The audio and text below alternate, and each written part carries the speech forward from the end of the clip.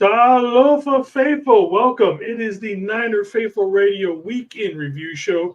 It's finally Friday. Hope you guys had a good week. Now we're getting ready to, hope you worked hard so you can play hard this weekend. So we're going to get into just a little bit of drinking tonight. I can hear myself through my YouTube, so let me turn that off real quick. All right, so I got that. We've got both TJ in the background. We also got a little guest night on show from 49er Media. I know you guys know who he is. So we're going to go ahead and hit the intro, and we'll start bringing everybody. We'll start the show. Be right back. They are at the 44-yard line of the Chargers. Taylor out to the left side, and Ricky Waters to the right. And a play fake. Young goes deep middle. He's got Jerry Rice. Touchdown, 49ers! First touchdown of the game. Comes after only a minute and 24 seconds. 44 yards. Touchdown pass to Rice. He sets another record. You are now tuned in to NFR Weekly News Wrap, brought to you by Power Brand Systems.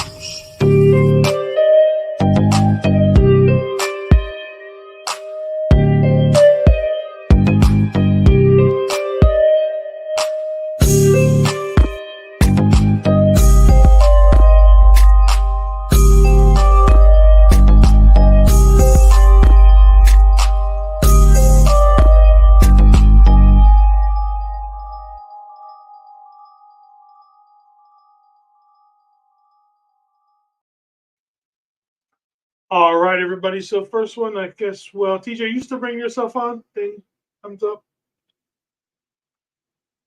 Oh, well, I guess we're just skipping TJ. All right, we got a special guest being with us on the show this week.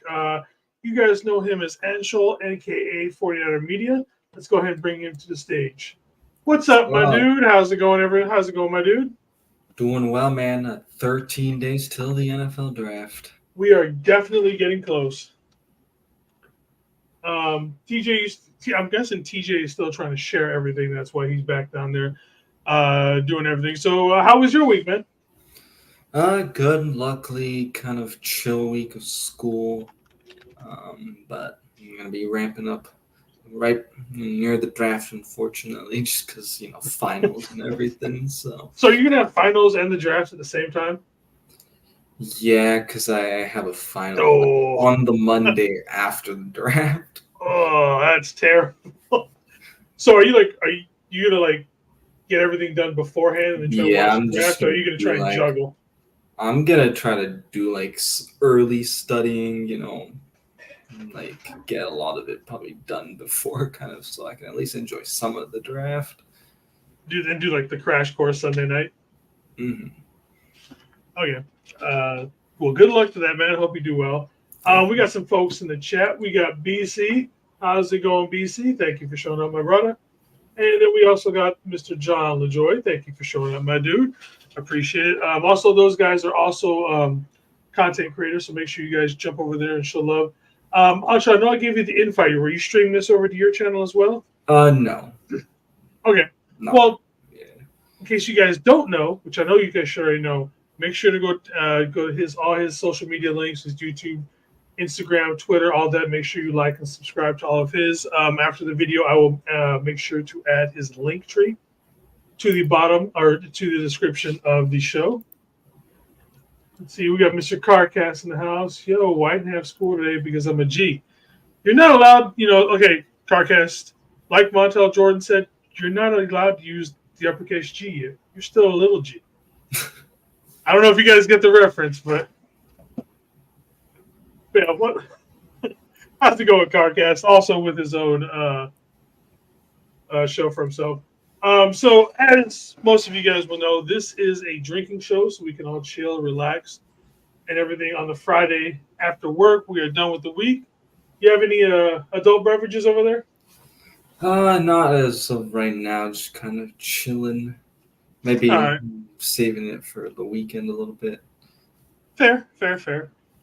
So I've got Cutwater, Long Island iced tea, some stuff. It's 14% alcohol. So I'm like, you know what? Screw it. We'll just go have this.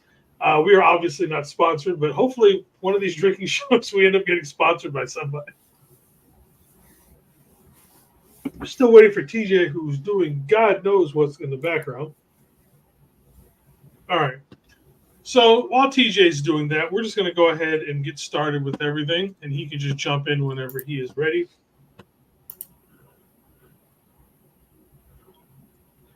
All right. So for tonight's show, we are going to be doing the defensive tackle prospects and our mock version number 8 that we are doing now. So, yeah, we've been doing quite a few of these on Friday nights. We got Kenny is in the house. How's it going, my brother? What's up, Kenny? Cool. Decent and show forever. Yes. Also, please make sure to join me and Media Mondays at 4 o'clock. We are doing our own show as well, 49er Media Captain Show.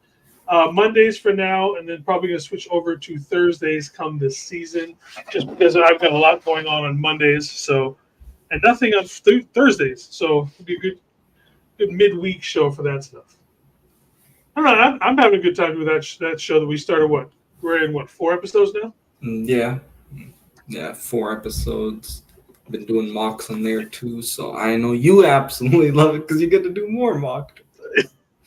I'm not gonna lie, I'm a mock draft fanatic. It's been slow at work for the last 2 weeks, so I'm just sitting there just going through the mock draft sites and just doing mock after mock after mock. Yeah, I remember just you nonstop. But like I said, that's just because I'm slow at work. I got nothing else to do. School is for fools. Sure. All right, so everybody freak out. Brandon Ayuk has unfollowed the 49ers It's over. on Instagram. Everybody start running around, do your Home Alone. Freak out. It's time. Freak out just because, like I said, is this just a new thing for every wide receiver? Or because I don't see linebackers, though. I don't see running backs, quarterbacks. Nobody else does this where they unfollow everybody just because they're in contract negotiations. Yeah, I mean, I think it kind of is maybe receivers are doing it too because, I mean, they're the weapons, right, for their quarterbacks. They're running the routes.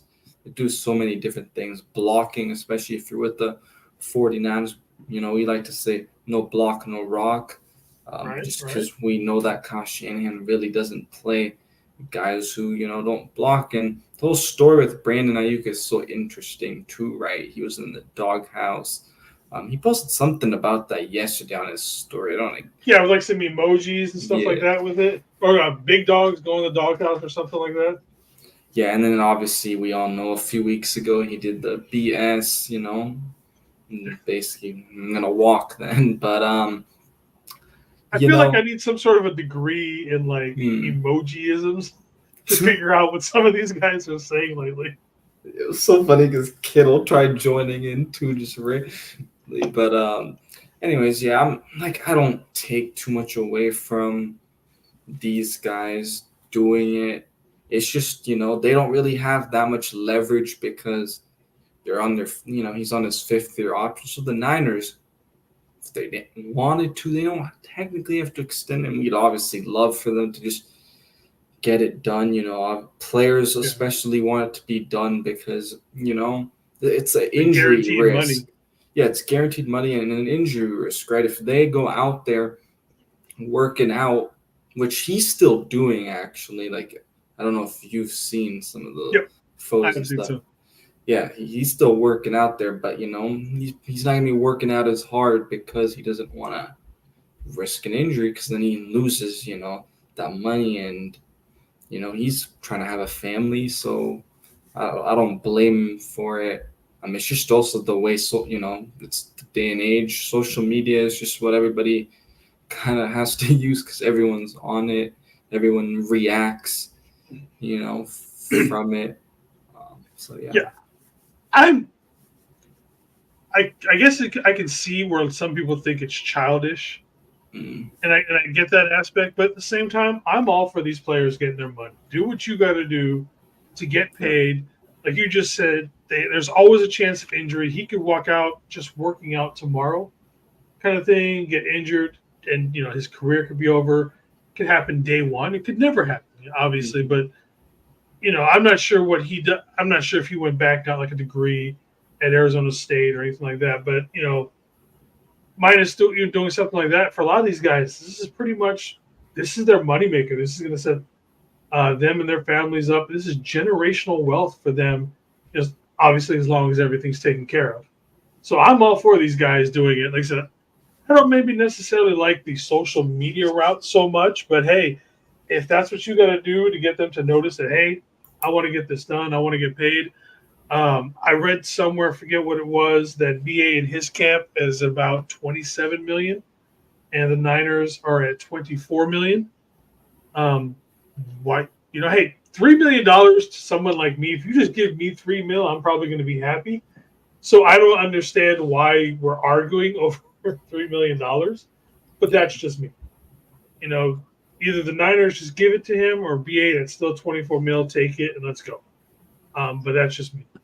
I mean, in the end, like, I feel like the Niners are just gonna have to do it anyways, and it's like, I know a lot of fans, that's why they hate that it takes so long. How's it, David? It's like, we've always heard this thing about, like, they're off only by not that many million, and it's like, just give it to him, kind of thing. But it's just what happens in negotiations. You're gonna lowball, and unfortunately, players do get butt hurt kind of with that. But again, that's just how negotiations go, because you gotta see if the player's kind of a little bit dumb enough to just take what the first offer, which generally.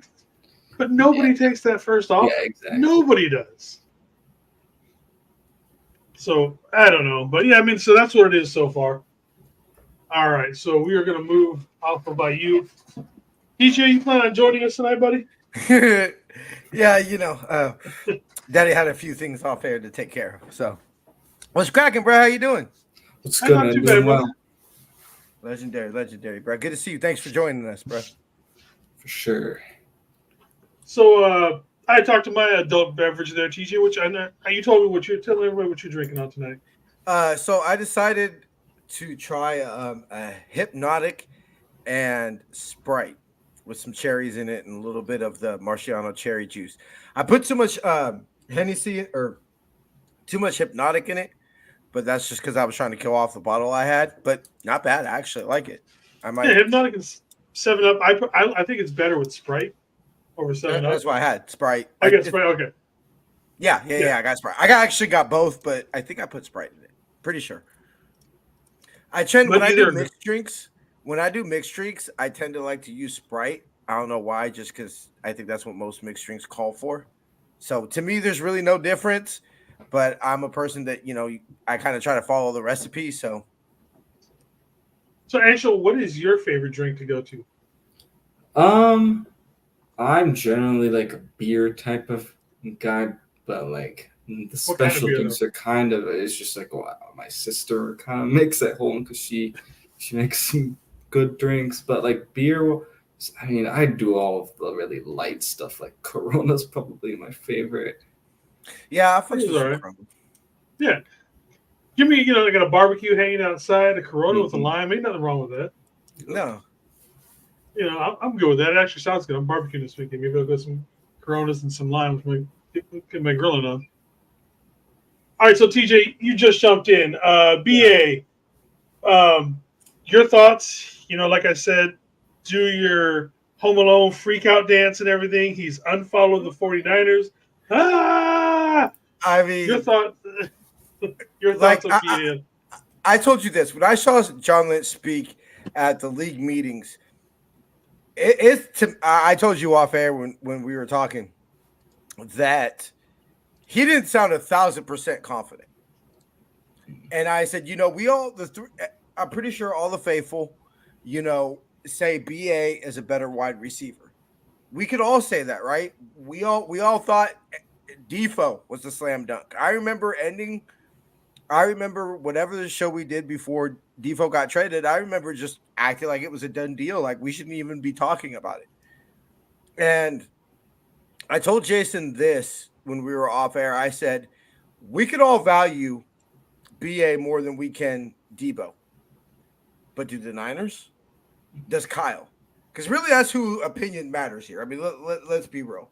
Trent Williams is a Niner because he called Kyle, was like, if you don't give me this, I'm going to the Chiefs Kyle made a phone call and said, give him what he wants. That's why Trent Williams is still a Niner. He was going to the Chiefs. Mm-hmm. So if Kyle says, I've seen Debo carry me to the NFC Championship, I ain't seen that from BA, and we could go get whoever in the draft this year to replace BA. That's what I'll now. Am I panicked because he unfollowed the Niners on Instagram? No. You know, I for all I know, I didn't even know he would follow the Niners on Instagram. You know, I don't pay attention to shit like that. I mean, Kind of like Debo you. Does he run his own social media? Do you think he does? Probably not.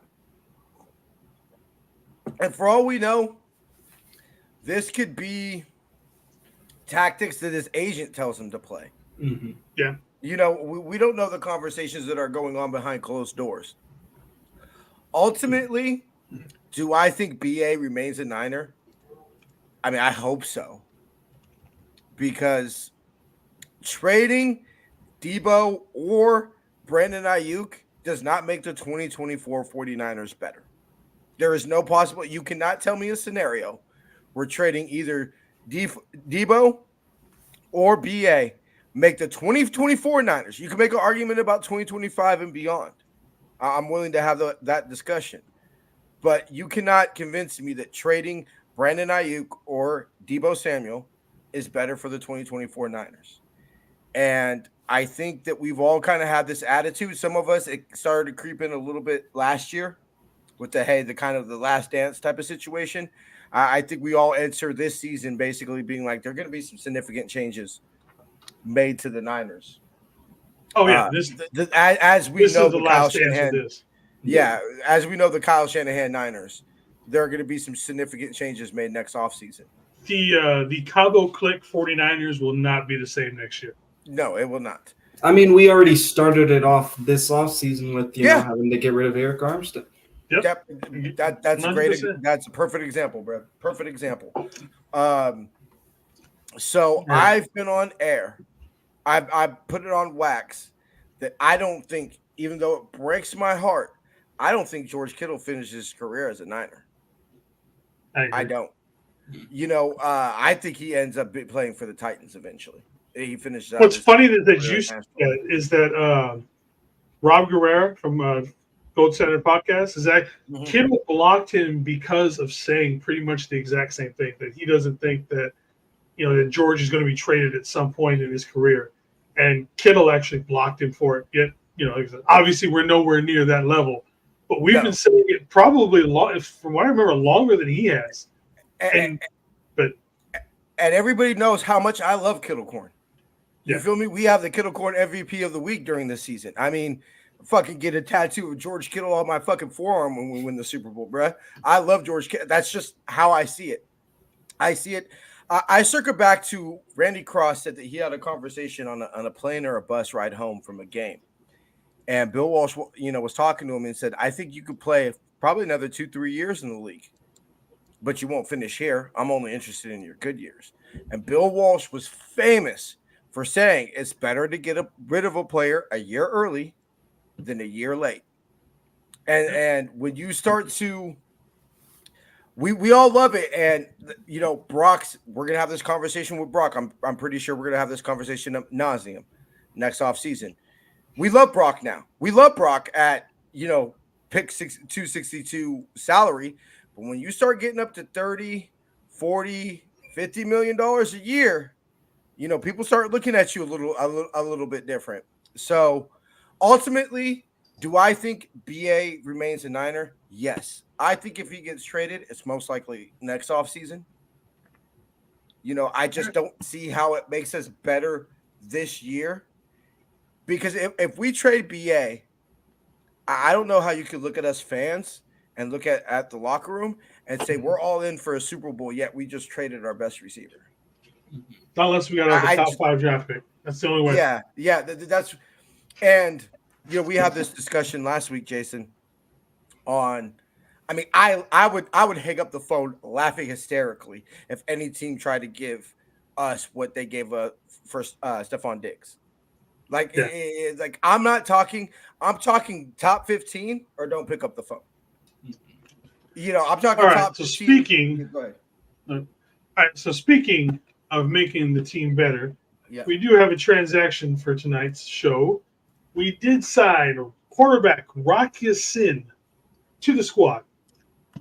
So I'm going to read off who we've got right now in the locker room for cornerbacks. We've got starters, Mooney Ward and Diamond Lenore. Yeah. And then for what it's got right now, it's got Ambry Thomas slated to be, as the nickel / other side cornerback. But then we've also got Chase Lucas, Rocky Sin, Isaac Yeadum, Daryl Luter, Samuel Womack, and Kerman Hall. We have a lot of cornerbacks on this team right now. I still think we're probably going to go after a cornerback in the draft. More than likely, depending on who falls where, kind of a thing. It's either going to be in the first or the second round, maybe the third with some of these guys. But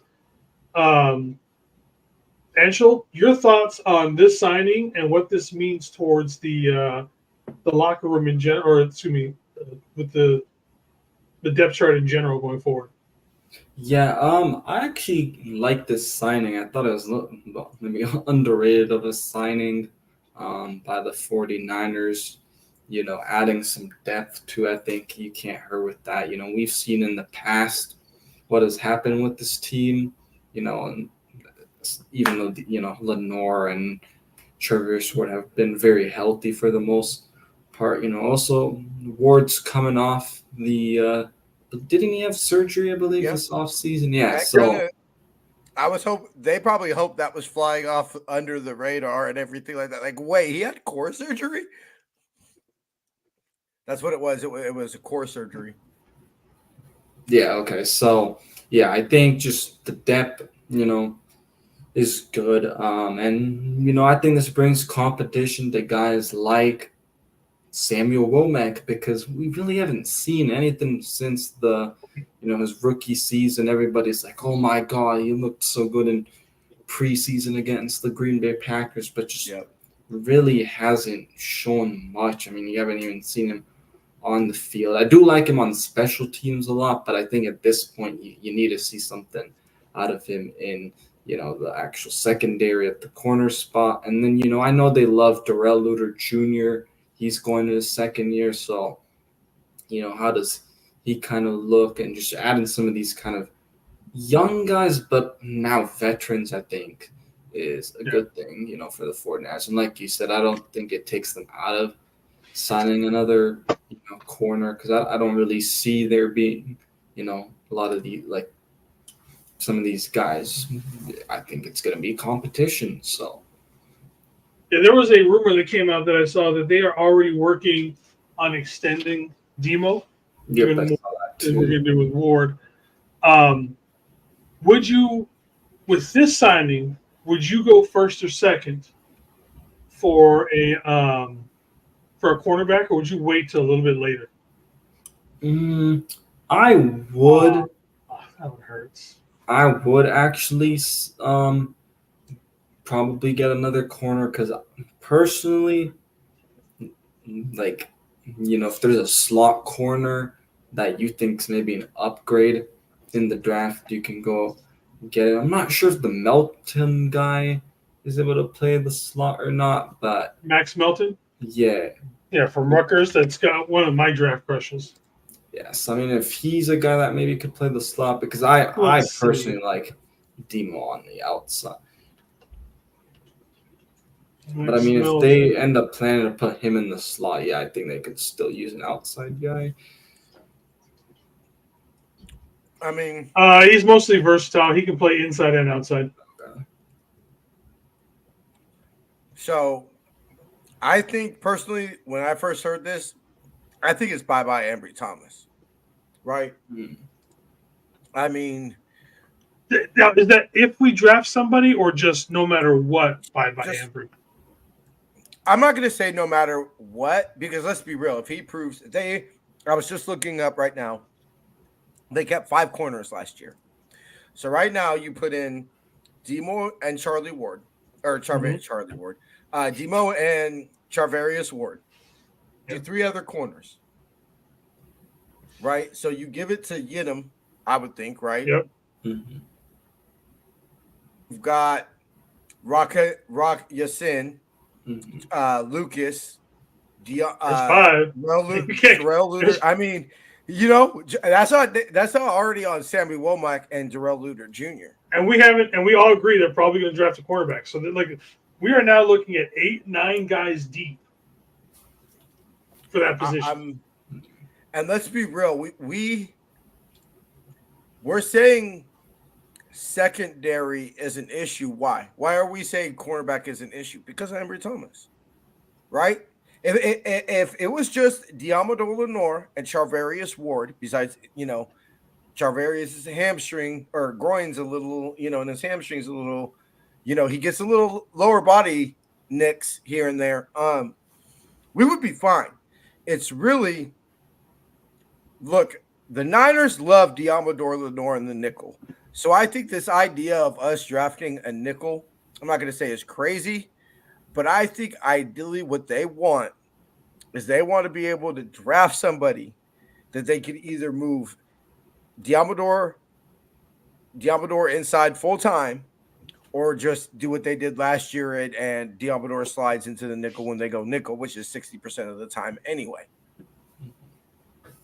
So Kenny thinks we are set at cornerback. I mean, personally, I think we How are you guys? But because this is my attitude, and as we're getting closer into the positions that they think that we ultimately think that they're either going to draft or we want them to draft, be D tackle, edge, tackle, and guard. My attitude is this: is it's starting to narrow down a very select few players that I think I want at 31. If it's not one of these players, I'm very best player available. So if that's Kool-Aid, cool, awesome. Mm-hmm. That's awesome. So if you ask me, do I think they're going to take a corner? If you know, Joe Morgan, I'm not going to say a certain name because we're going to get into him. He's one of my D linemen. I've heard Chop Robinson, I think his name is. Mm-hmm. I've heard him for Penn State. He's been mocked to the Niners a couple times. Some of these picks aren't there. Then yeah, I think we take a corner if a corner is the best available player. And that goes back to what you've been saying, Jason, and I'm starting to warm up a little bit too. Coverage over rush. Yep. All right, so let's move on to the next topic of the night. It is the annual uniform debate 2024.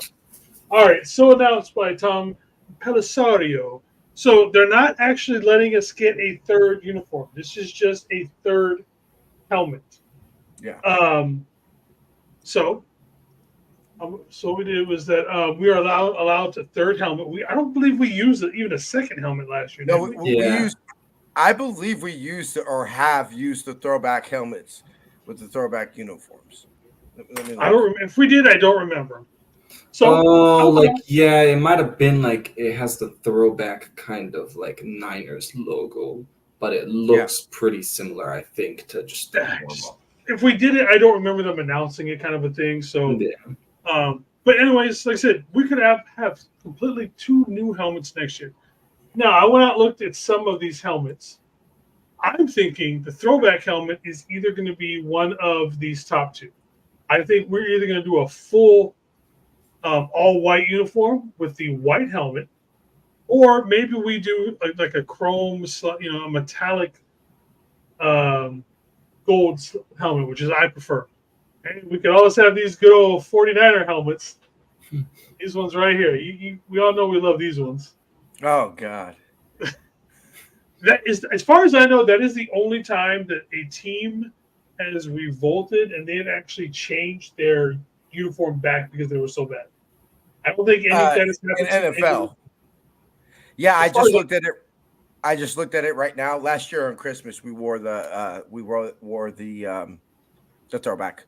helmets. The helmets? Okay, I'm going to have to go back and Throwback look at helmets. them. Okay, so between any of these helmets, especially between the top two, because like I said, I think I could see us doing the white ones. Mm-hmm. Which one or a variation of one of these would you like, DJ? I'd go with the first white one. Okay. I'm not big. I know you're anti-black, which has gotten us a little Hey, that publicity. sounds terrible, man. That's what gets I know, right? Anti-black helmet. There you go. There you go. No, Jason's like, bro, you could get some brothers after me here. So anyway, I know, and that got us a little bit of a pub. I think it's very simple. Give me the original, our helmet we have now. Give me the throwback we used. Give me that white one to wear, with the white throwbacks or our normal white road jerseys or whatever. And let's move on with our lives. I wonder if this has got to be unique to football, just because we're one of the very few sports that actually wears helmets. But I wonder if this is a football thing where this much discussion goes into the uniforms. Just with football. Yeah. I've never really seen it with anything else. Well, there was a time up like here in Seattle when they completely changed the Sonics colors from that green and gold. They went to that maroon thing. So there was that whole thing. But there's, like you said, it's the helmet that makes it so different, because no other sport has like that specific spot where the logo has to go and all that kind of stuff. Yeah. So I think us football fans and stuff like that, we are very passionate about our helmets, because you don't see it in hockey, because they don't give a shit in hockey. They don't do it like lacrosse or anything else like that, right? Or baseball. It's just football. So, Anshul, your thoughts and your preference on a helmet? I'm gonna actually disagree with you guys. I'm not as big of a fan of the white ones personally. I really like the red ones. I don't know. I think it'd be fun to like have an all red, bright. I don't think it looks exactly like the bottom one that's in this picture, but I remember seeing like a swap of it. Like I remember seeing a swap of it a few years ago. I don't think it looked exactly like this, but I think an all red would be pretty sick with the 90 like throwbacks. 94. Yeah, 94. What do y'all think of bringing it back to? Let me see if I can find a picture of it. Hold on, something like this. Yeah. So the the red and silver one, because originally that 19. It was that one or that one. I believe it's that one right there. That's these two are the silver ones. It was one of these ones, or maybe it was that one right there. There was one that the jerseys that we use as our throwback jerseys now specifically came from. 63. It's these ones. 63. Yep, Okay. that's from that one. I think it was 1955 one or whatever. But I've even heard people think about throwing that back to with our throwbacks. I would love for us to go back to silver. Silver. That would be. If you're gonna do it, and it's always so funny because everybody calls them the 94 throwbacks, but they're not, no, they're from 94. Yeah. But you and I have also, said that the ones from 05, are the boss's uniforms. Oh, dude, those are some nice ass uniforms, man. Look at these things. Yeah, this is so with the shiny gold pants and the red face, man. Those things were tough. That's like, it's associated with a lot of bad Niner football, and some. But we look good. But we look damn good, Anshul? Yeah. You have a preference for uniforms or anything like that? I mean, I like, honestly, what we have. I really love the white throwbacks. Yeah. All right. So we're going to go a little crazy here. I pulled up some alt uniform, concept arts. So obviously we've got, these are the black ones, which I absolutely hate. I know that's a hot take for a lot of people, but we have no gold on this, and one of our main colors is gold. That's my biggest issue with these. If they had like the numbers outlined in gold or something like that, I'd be okay with it. Or even if the numbers were gold, I'd be okay with it. This is what I want right here. I want an all. I realize gold is an ugly color in general, but goddamn it, that's our ugly color, and that's what I want. I want an ugly ass old uniform. So with a white helmet, this is kind of what that would look like. Not like a lot. These don't look too bad.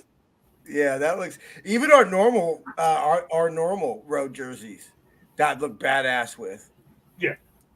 Then we got this hideous thing, but hey, I could like this with the metallic gold. I think wouldn't be too bad.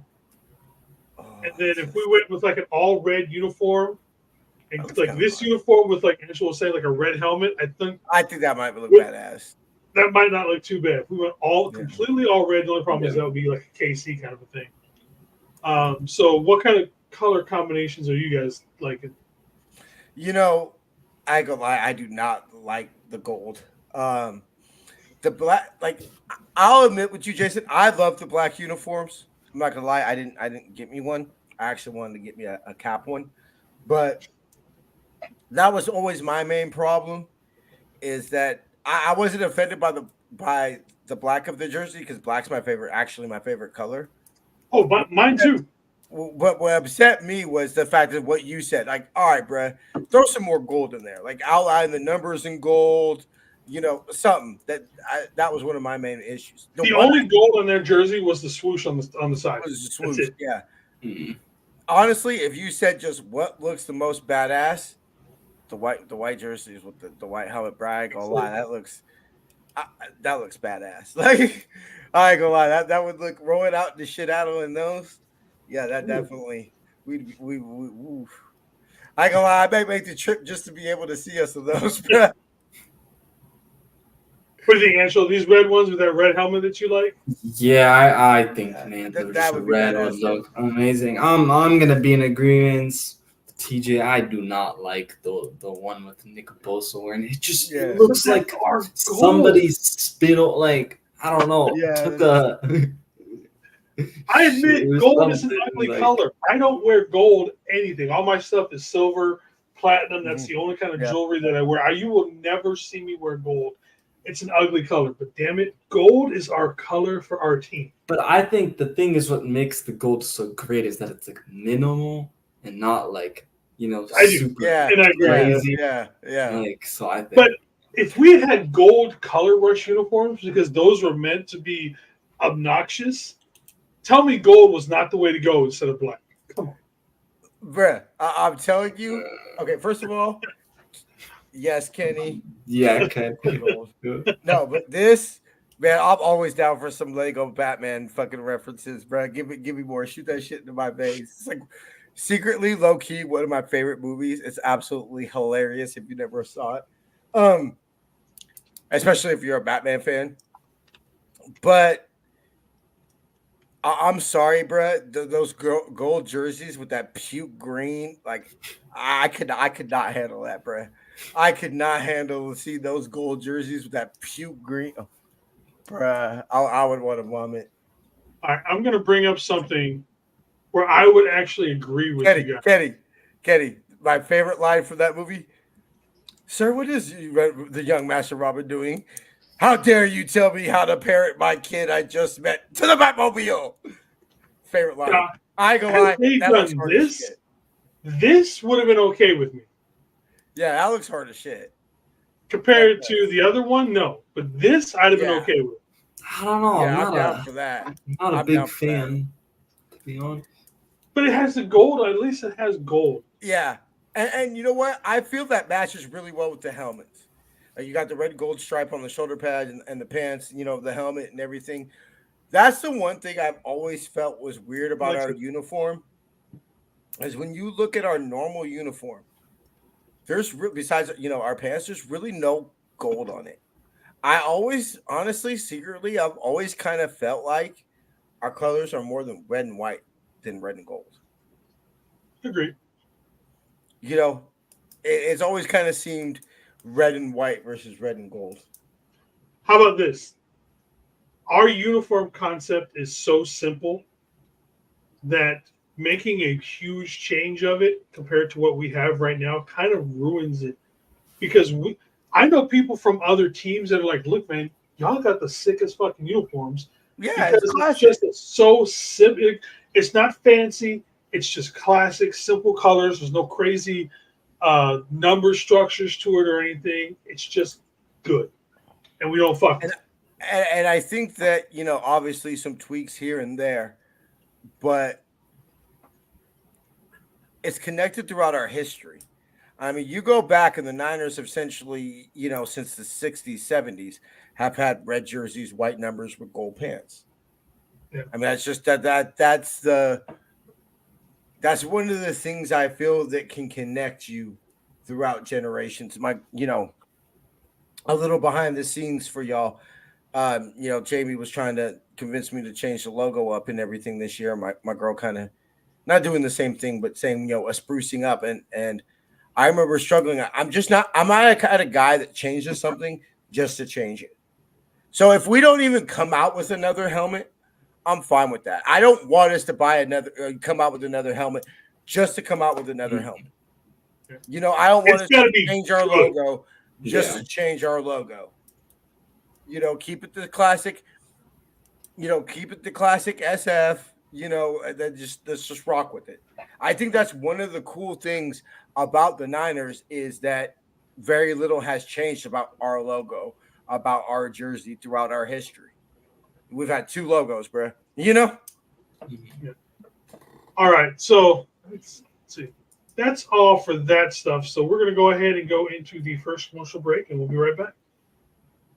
This segment is brought to you by Shop49ers.com, the official online store of the 49ers. Use our affiliate link in the description to get the latest official Niner gear, save 10%, as well as help out this show. We only got about 13 more days to the draft. So for all you guys who are buying those draft hats or new jerseys or anything like that, make sure to use that link that we also have in the description. So as far as who's gonna go first when it comes to their defensive tackles, we'll let our guest go first. All right. Alrighty. So the first guy, or both of these guys, they've actually met with. At least I know one of them was reported actually just a few hours ago that they're going to be meeting with him, and that is Ohio State Michael Hall Jr. out of Ohio. Yeah, so Ohio State. We'll talk about him a little bit. He's 300 or 290 pounds. He seems more of like a good run stopper, but also has some pass rush. You definitely will get him in the later rounds, which I think the Niners really don't need to, go early unless maybe a guy like the guy from Texas, Brian Murphy, drops. I think then you maybe go defensive tackle, even though I know everybody would just be like, well, not another defensive tackle, but I could just see 49ers social media just blowing up. So I like Michael Hall, for the Niners if they want to go kind of late round guy. Like he was really good actually in the Senior Bowl, which is, great to kind of see because there's the smaller kind of schools and some of the bigger schools guys, at the Senior Bowl. And his hands, man, he's just very active. So I think he'd be kind of an interesting pickup, I think, for the Niners. It seems like they are kind of modeling some of those bigger guys, especially in the defensive tackle. Market. I remember like when they had Hassan Ridgeway, he was kind of a bigger guy. And then the guy that they signed this offseason from the Browns, I can't blanking on his name, but Jordan Elliott. Yeah, Jordan Elliott. He's kind of a bigger, molded guy. So I think he'd be a pretty solid pickup. When it comes to the Niners, defensive line is the one position I'm not as concerned about. The mental, as long as the guys, are healthy. I think that's kind of been the bigger thing, and this guy just wouldn't have as much pressure. And I think a guy with you haven't really seen, unfortunately, too much with Kalia Davis, which I don't think they're out on by any means. It's just he needs more playing time because he was coming off the ACL, so he was redshirting, and then I think he got hurt again, if I'm not mistaken. They still talk very highly of him, even with like you I said, love Kalia almost back Davis. to back Mhm. injuries. They When he talk to him showed. a lot. Yeah, I mean, I remember who they were comparing him to him. Like after the draft, it was DJ Jones. I remember Yeah. Adam Yeah. Peters saying that. So they're definitely high on him. So yeah. And then the next guy is this guy that they met earlier, quite a while ago, but it's defensive tackle from Oregon, Brandon Doyle's 6'3", 283 pounds, about 33-inch arms. Senior guy too, so he's played for a while for Oregon and in college. Um, not super crazy with the sacks, but he is able to. Man, he can get the tackle for losses for sure. Sacks isn't everything. I think we all pretty much know that. So I think Brandon Dorless would be a interesting kind of late round pickup as well if the Niners wanted to go with him. I was actually Jason brought me onto him. How's it, I was- Uso? What's up, Luce? How you doing, baby? I had Jason brought him to my attention, and so I wasn't able to fully watch him before. I kind of had to make a decision on who I was going to roll with for this show.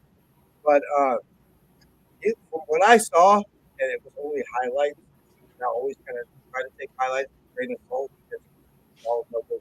TJ, your audio is almost. It's like you're talking Y'all hear from a me? mile away. There you go. All right, for sure. So I was a little, but what I've seen from him, I like what I've saw so far. As far as pass rushing and a little bit of run defense and everything. So Roberto, real quick, look, honestly, I think the best player out of now we found out T.O. Sons in the draft. Luke McCaffrey, Frank Gore Jr., and Brendan Rice. Brendan Rice, to me, is the best player. Who do I think the Niners choose? Honestly, I don't think we choose any of them. If I want us to pick Frank Gore Jr., all that, but truthfully, I don't think we select any of them. Media. I actually just put out a poll on this today because I'm just curious. What's the results? What's the results so far? I think it was Luke McCaffrey, but I can just double. Yeah, I know a lot of think people are Luke high is on the Luke best McCaffrey. player. I have seen Luke McCaffrey just shoot up draft boards. Yeah, he went from being like a mid 6th round, 5th round kind of a guy. I see people taking him in the 3rd down in a lot of mock drafts. So he has shot up the board really quickly. I don't think we take him. I still think, and I've said this a while, I still think we take Frank Gore Jr. simply as that feel-good moment. That's the way I see it. Yeah, the call. But just looking at the poll, actually, so there's about 108 votes, and 45% of them was Luke McCaffrey. Luke McCaffrey. Which Yeah. I feel like I actually kind of agree with that one in some sense. I think it is between Luke McCaffrey and Frank Gore if the Niners do get one of those guys, because they still could use, another receiver. Brendan Rice, he's also come out and say he doesn't really want to. Yeah. I saw that interview I saw it yesterday. Because, just the pressure, obviously, and, I got respect for him for admitting that. Yeah, no, I respect that as well. So, I mean, I think definitely I don't see him being on the Niners, even though maybe that's the one guy like everyone would love him or Frank Gore. I think would be kind of the two big favorites. Yeah. But I don't see Rice being, the one that becomes a Niner if any of them No. are Niners. I don't either. Maybe Tariq Owens is an undrafted receiver or something like that. Yeah. But gun to my head, I don't think we get any of them, honestly. TJ, you go. Yeah. So All right. first, man, this one, I ain't gonna lie, y'all. Might be a little controversial. I know some people either love him or hate him, but Johnny Newton.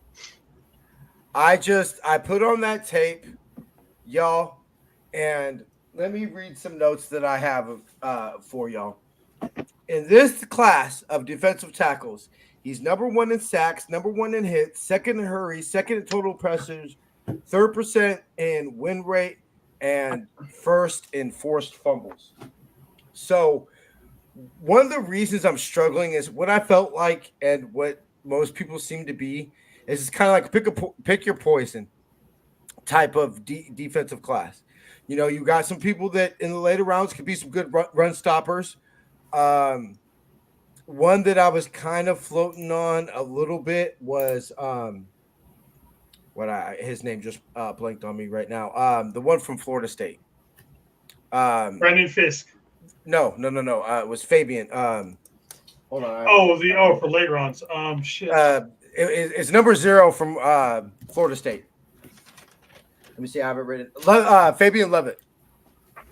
Fabian Levitt was somebody I was kind of playing around with as a late round run stopper. DJ, I think one of the things that lightweight isn't talked about, and I think we saw it more the more time Eric Armstead missed, is one of the low-key ones that got away was DJ Jones. I put it on tape that I think one of the biggest reasons we lost Super Bowl 54 as a whole was not having DJ Jones. If you look, the pass rush, everything started to slip in that New Orleans game. What happened in that New Orleans game? That's when DJ got hurt, and eventually that injury led to him missing the rest of the year. That's like a lot of people, don't point that out. And I think that, Fabian Levitt, I don't think he's going to be there because he's somebody like Luke McCaffrey.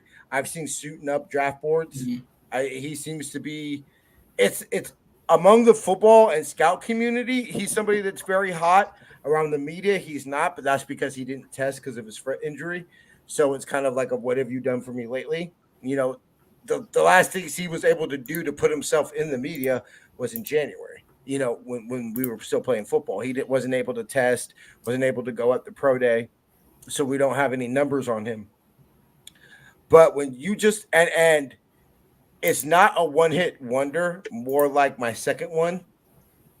This man's been doing it for a couple years, and so if the Niners aren't going to go tackle, which we'll get to the Tuesday before the draft, we're going to go ahead and go over tackles. I got a few that aren't there because I think one of the worst things the Niners can do is reach for just a tackle. Identify who you want, and if who you want's not there, be okay taking a D tackle, be okay taking a corner. In some ways, we have to be able to be okay not taking a tackle this draft, just because if I know, but would you rather than reach for a tackle that's not? No, but there's plenty of tackles in this draft, though. Yeah. Are you talking about reaching at? Are you talking about reaching in the first, or just taking a tackle in general? First, reaching for any. I mean, let's be real. Once we get the 4th, the 5th, the 6th, and the 7th, I mean, we're rolling dice there. Like we're giving John Lynch his hand jobs if he can get us a fucking starting left tackle of the future in the 5th, 6th, 7th round. How's it, Steve? You know what I'm saying? I mean, fuck. So let's be real. No, I'm just talking about reaching in general, but specifically at 31. Would I rather than pick the tackle equivalent of Joshua Garnett Or would I rather them say, hey, we got a linebacker here that's going to be a linebacker for the next 5-10 years? I'd rather them draft a linebacker. If that's who they evaluate is the best player available at 31, then I'd rather them get a linebacker. Second D tackle, real quick, Brandon Frisk. I have a little bit of concerns for him. When you talk about age, you seem to be a little bit of a project, and you're 24 years old. Are you a project, or are you just are what you are? But It's not a motor though. That's what I'm saying. He's definitely. When I watched him, I watched all the defensive slaps of the Clemson tape. And I looked at that, and there was a lot of him getting washed up, eaten by double teams, things of that nature. But the one thing I noticed is he didn't quit. And a little bit of a projection, but, I mean, in the third, fourth round when he's available, what are you expecting? And this is one of those things, would I rather them take a role on Flask when he has a chance to be an impact versus taking a tackle that is going to wash out of the league in a year or two? You know, that's kind of what I was looking at with that one. Jason, yours? I think he's frozen. Jason, you frozen? Yeah, I think we got Jason. Okay, wait. Hold on. I think we got him back. Hey, Jason, what's cracking, bro? Wait, you're a little muffled, bro. Hello. Okay, you're better. All right, we got you. Go ahead, bro. So your thoughts on Frisk and y'all's thoughts on Frisk and Newton? Angel?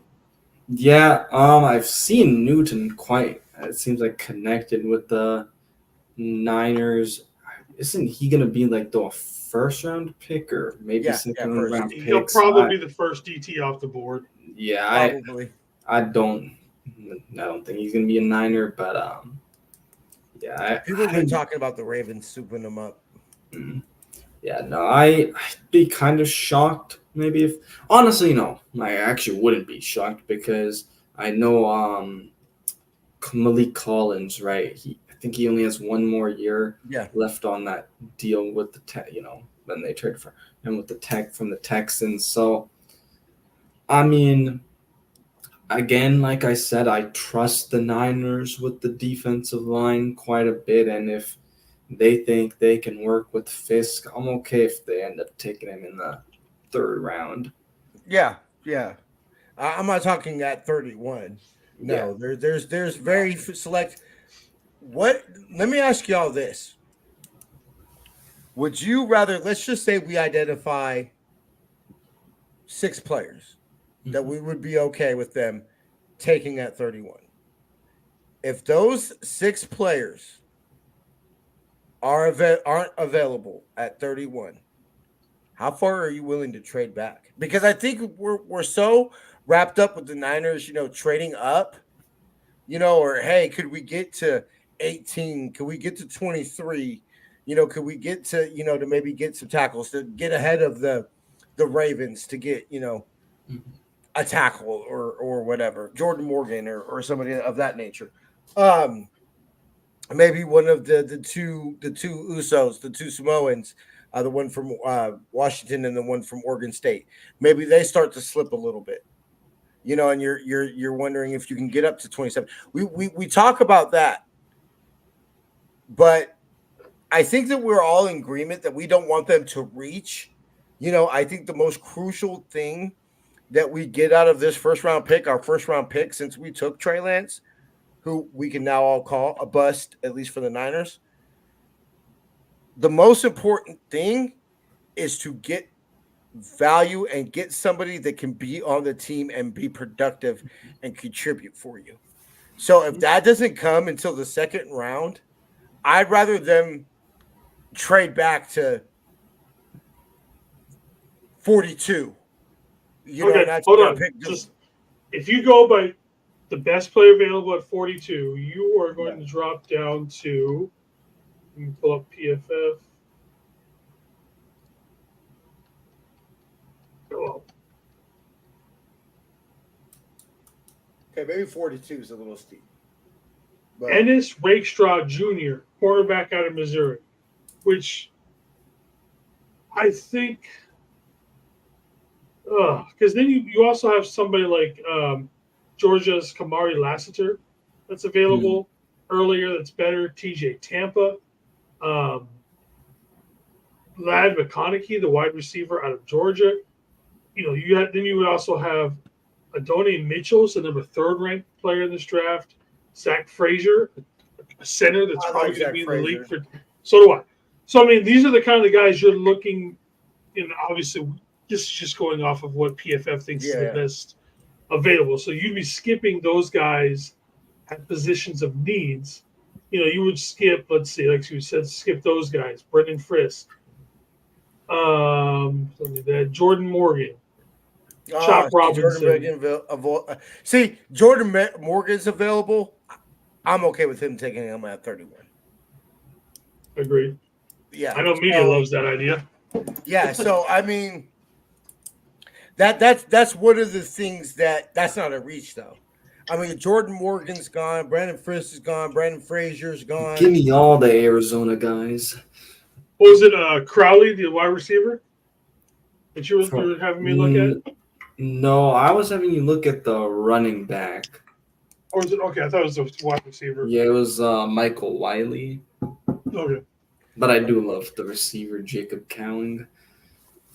But yeah, so that's what I'm curious of. So then, would you rather them take Frazier at 31? Yes. Yeah. If we take Frazier at 31, I am happy with the first round. Would you not think that Jackson Powers Johnson might be? Yes, I do agree. JPJ is better, but I don't think he's making it to 31. I know, TJ, you were saying, like, let's go away from them trading up, but I really don't see them staying at 31.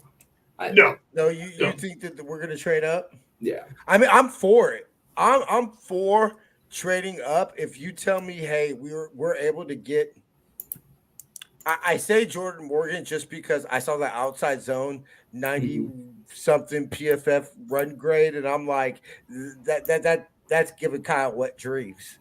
You could give him a tackle that's running. Me and him have talked about it on his show that he gets a bad rap because of a inch and a half, I think is what it was, for his short arms. Yeah. But you look at what he does while he's in motion and all the stuff that he does in zone blocking, man. He fits perfectly. Yeah, literally any of the Arizona guys, because they ran we ran a very similar type of Niners. So then let me ask you this, Ashol. Yeah.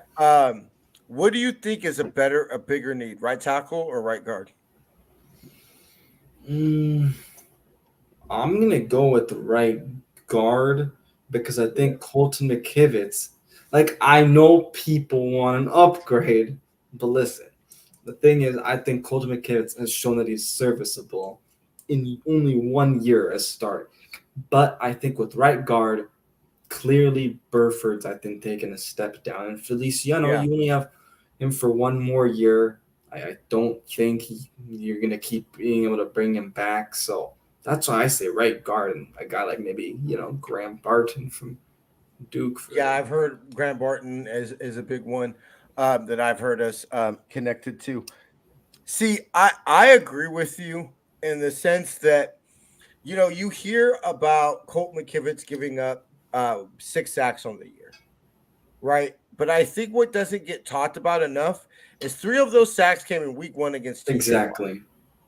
So if you tell me that Colt McKivitz over 16 weeks is only going to give up 3 sacks, and I don't know if you've ever heard me talk about this on the show, Assault, but I can't have my right guard on 3rd and 4 in the fucking Super Bowl in overtime having a mental error. I cannot have that. I cannot Let's be fair, that wasn't that was Burford. Yeah, that's what I'm saying. It wasn't. No, I was fine Look, I came on air and said everybody talks about Dre Greenlaw. You know, the injury that changed it. Nobody talks about Feliciano. Mm-hmm. So I think that if I look at Colton McKivitz and say, hey, I know you're gonna be out there, right? He started all 17 games last year.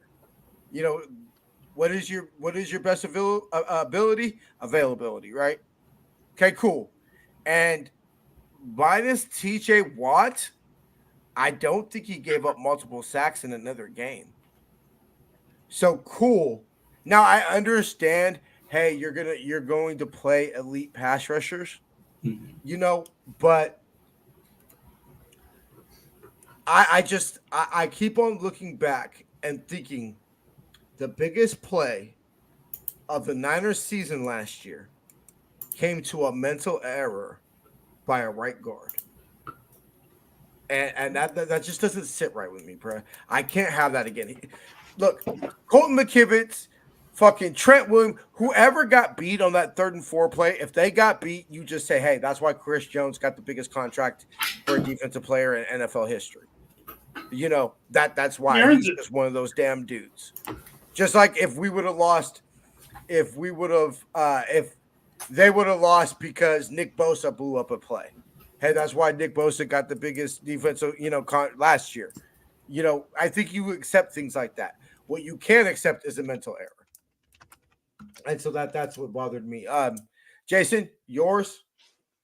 All right, let's go ahead and get into my guys over here. Oh, real quick. I just saw that David McNiner popped on. That's good. Okay, now you guys were also talking about reaching. While I don't think these guys are worth reaching for, there is a small possibility that both of these guys fall into our lap either in the 1st or the 2nd round, and if they are within reach, no ifs, and, or buts, I don't care about if we need a guard, a tackle, or anything else. Either of these 2 defensive tackles, if they are within reach, come our pick at 31 or 63, we automatically take them. I don't think there's anything we do. We take these 2 guys. All right, so the first guy that I've got, where'd it go? There it is Byron Murphy. Byron Murphy, to me, by far is the most elite defensive tackle that is in this draft. This guy is going to be the closest thing that we get to an Eric Armstead for I don't know how many draft classes. To tell you how strong of a guy this guy is, you guys know who Devontae Sweat is, right? Yeah. He is the other tackle that plays over at University of Texas. That guy probably was about 375 pounds during the season. They won't say it, but he probably was that big. Byron Murphy is about 295, maybe 301. He was the nose guard. That tells you how strong he really is. Yeah. He's strong. He's violent. This is your run stopper. We talk about wanting a guy who can stop the run, let everybody else worry about stopping the pass or anything like that. This is the guy you go get. Yes, he has short arms, like this says. Doesn't have much of a pass rush move or anything else. That's fine. This is your run stopper right here. This, to me, is probably a top 5 overall player in this draft. I would take him over Newton, honestly. Yeah. Just because of how he moves on the inside. So this is my first guy.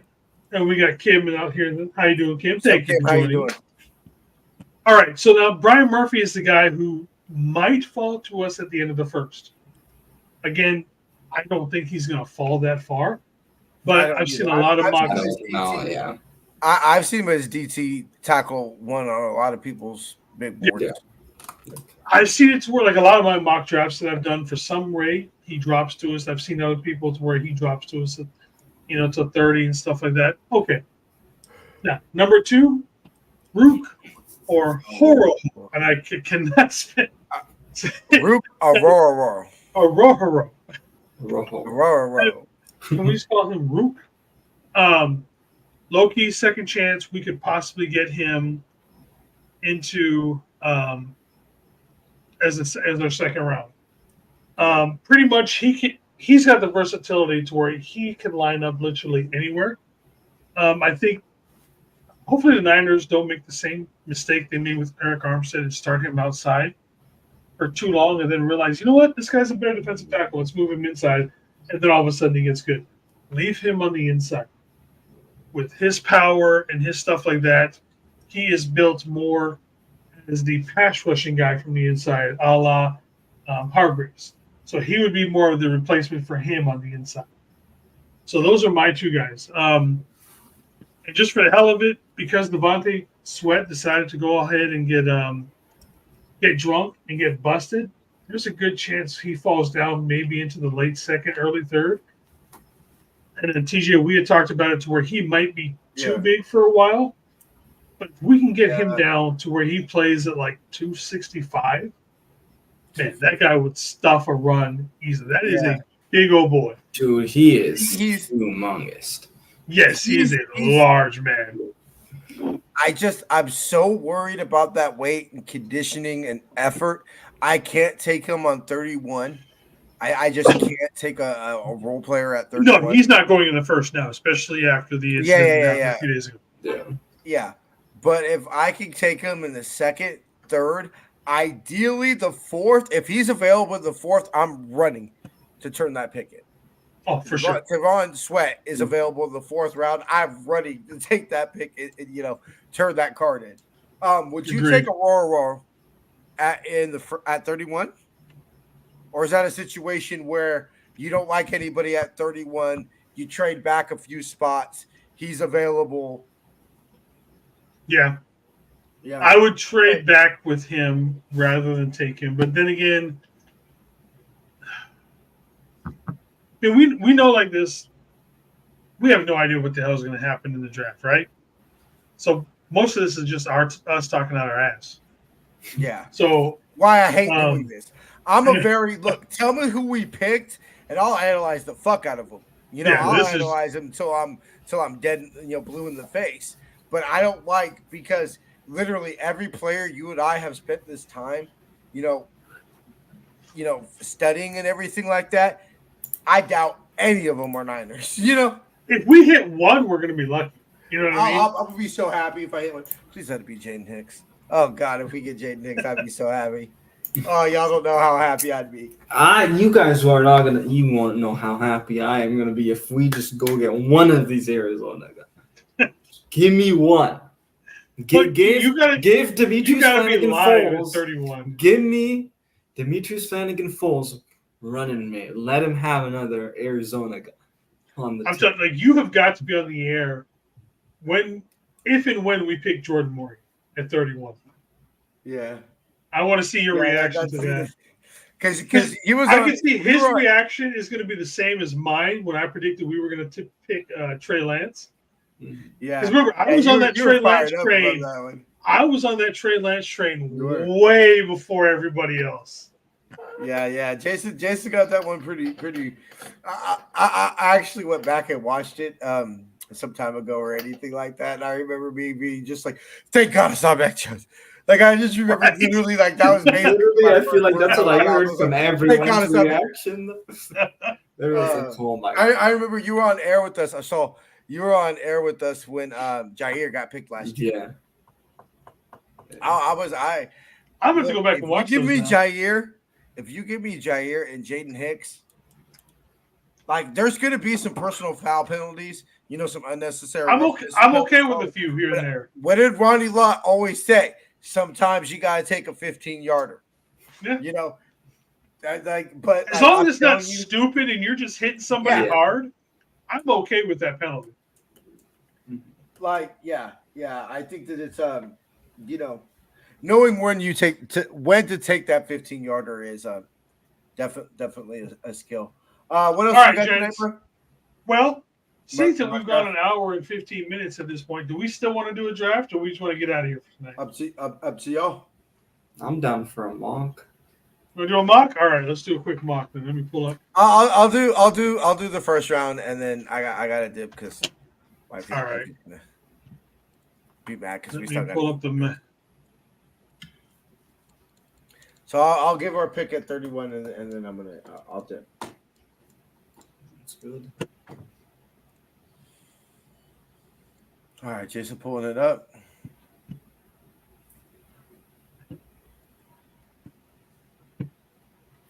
All right, on the board.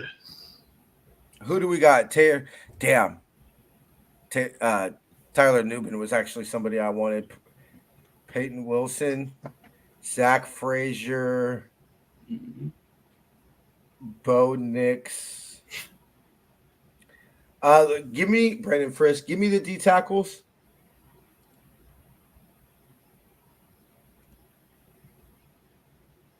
Brendan Frisk. Let me see tackles.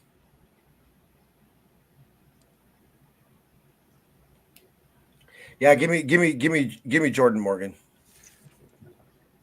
All right, coming to the Niners. I was between him. Jordan. I was between him and Peyton Wilson. I ain't gonna lie, but we gotta get Jordan Morgan.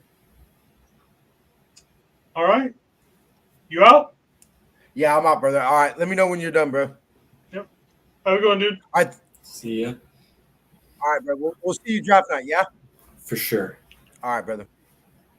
All right, brother. It is your shot. Who do you want at number 63?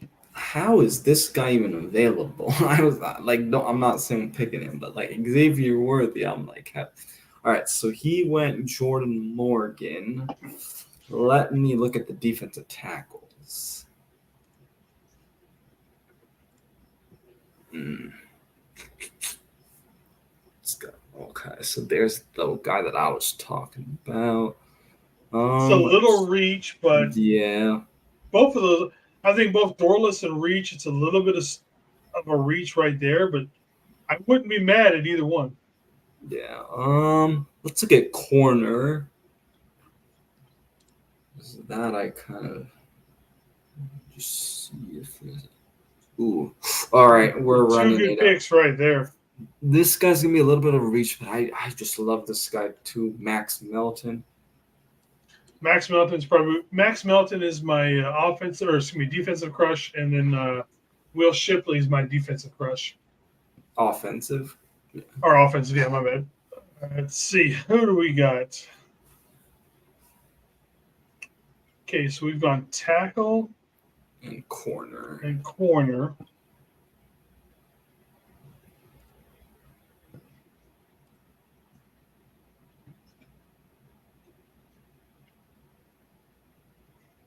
They're all reaches.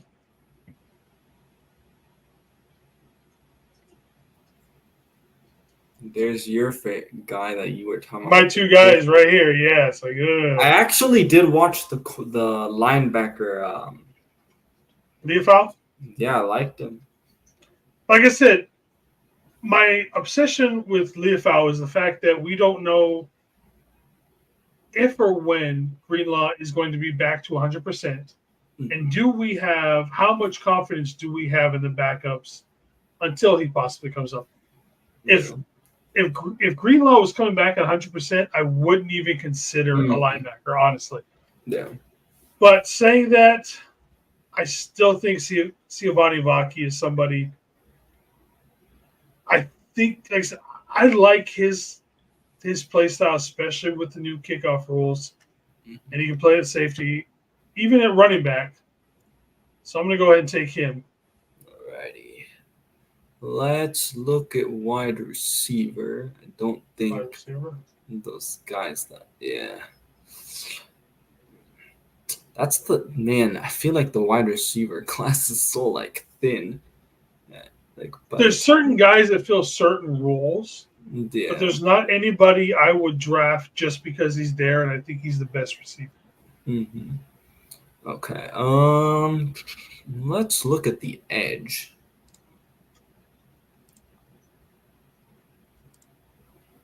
Oof. Okay, that's a little bit of a reach, but I actually like him quite a bit. Let's look at guard real quick. Ooh, okay. I'm gonna just go with him because I've been kind of mocking him. Cooper Beebe. Yep. I'm starting to like Cooper Beebe the more I see of him. Yeah. All right. So let's see.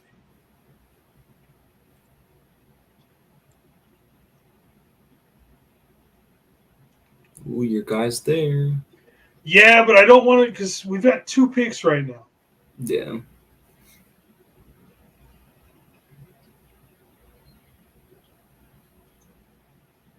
And I don't know if you would necessarily pick him.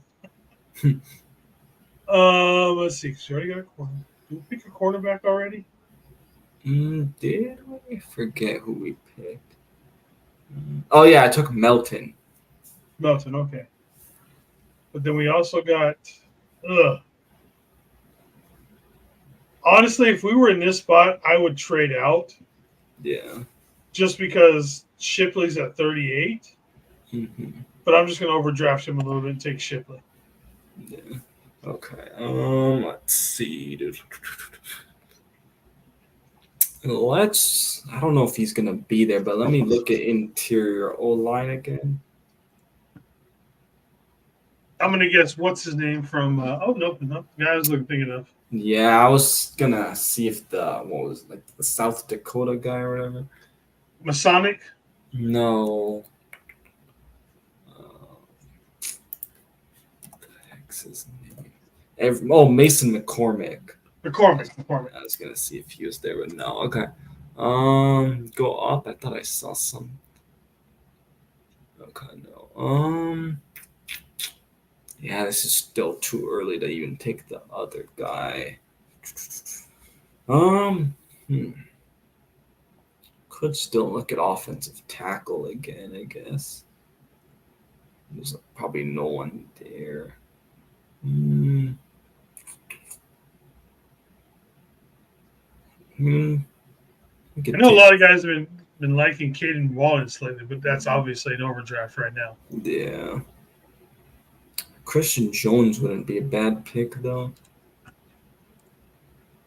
6'6", 321. That's a big boy. Yeah. But, I mean, it's kind of 4th round. You develop him. I think we can go with him. So you would say that you would rather get a guard or a tackle? Or excuse me, a guard over a tackle? Mm-hmm. See, I'd rather take guard or take a tackle and let McKivitz be that 6th man. Yeah. It's just the thing is, like, the guard, we're so thin, like, if you kind of think about it, though, because, like, Burford just hasn't. And do we trust Sakel at this point? I think they're still also trying to play that center, it seems like, so. But I think we'll just go with the tackle then. Christian Jones? Yep. All right. All right, let's see what we got here.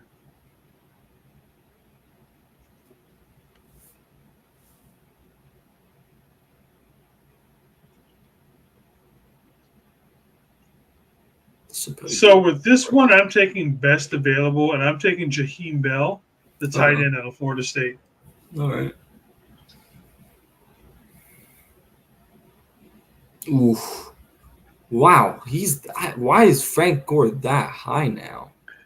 In PFF, for some reason, he's this high. Every other draft board, he is way lower. Yeah, that's so.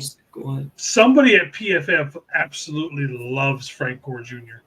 Did we take a center yet? No, we have not. Okay.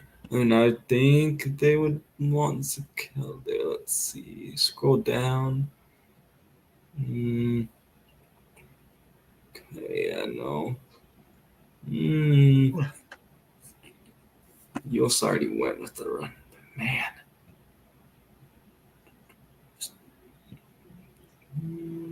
He's my 3rd favorite center. Yeah. I guess we'll just go with him, to be honest. Tanner Bortolini? Yep. Bortolini.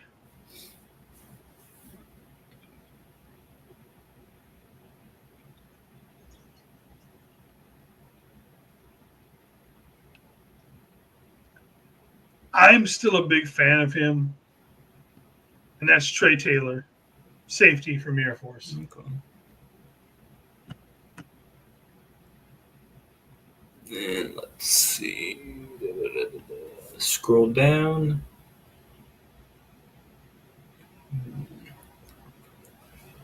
Okay. We took a safety, right? We did. We just took one. We took two in Vaki and Trey Taylor. Okay, yeah.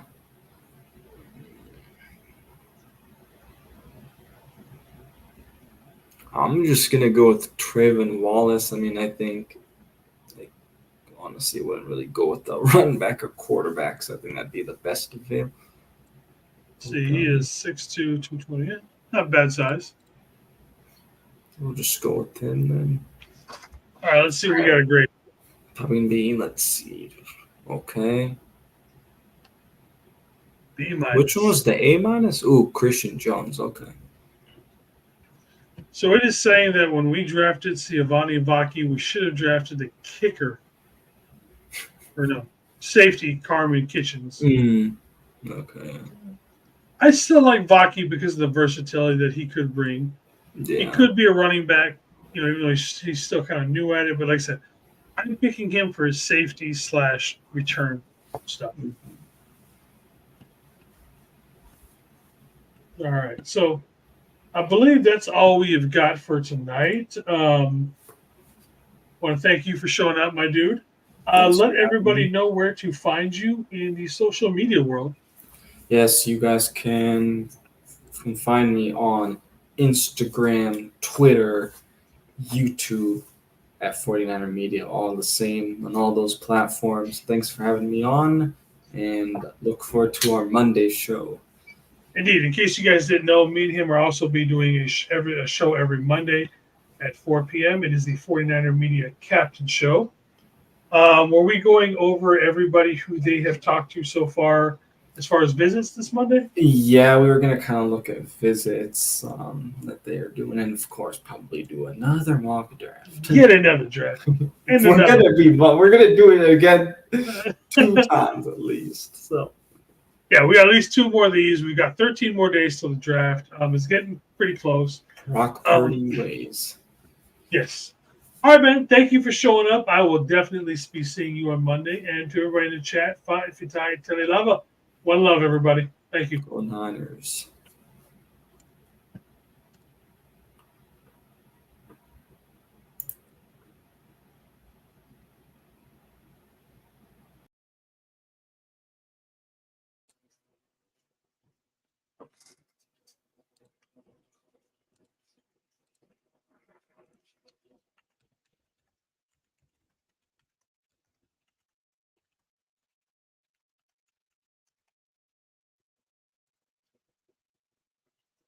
BangBangNinerGang, everybody. Thank you.